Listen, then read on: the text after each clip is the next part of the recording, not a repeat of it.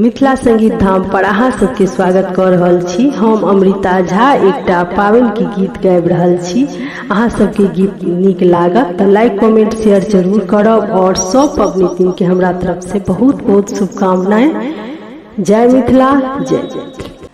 पाबन में गाम चल आबियो सुनु सजना सिनहिया।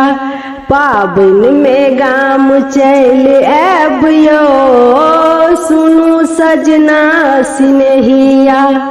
हमरा ले आनब पिया सुंदर साड़ी, हमरा ले आनब पिया सुंदर साड़ी। सुंदर साड़ी पिया सुंदर साड़ी। अपना ले मैचिंग कुर्ता बनबैबियो सुनु सजना सिनहिया। पाबन में गाम चल आबियो सुनु सजना सिनहिया।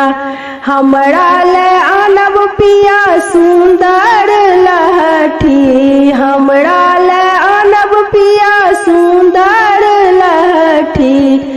सुंदर लाठी पिया सुंदर चूड़ी।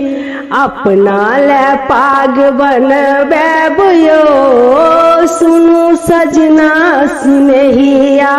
अपना ले पाग बनबैबियो सुनु सजना सिनहिया। पाबन में गाम चल आबियो सुनु सजना सिनहिया। हमरा ले आनब पिया सुंदर चुनरी, हमरा ले आनब पिया सुंदर चुनरी। सुंदर चुनरी पिया सुंदर चुनरी। अपना ले दुपट्टा बनबैबियो सुनु सजना सिनहिया। अपना ले दुपट्टा बनबैबियो सुनु सजना सिनहिया। पाबन में गाम चल आबियो सुनु सजना सिनहिया। पाबन में गाम चल आबियो सुनु सजना सिनहिया। हमरा ले आनब पिया एक गदी सिंदूर, हमरा ले आनब पिया एक गदी सिंदूर। अपने चानन केने आबियो सुनु सजना सिनहिया।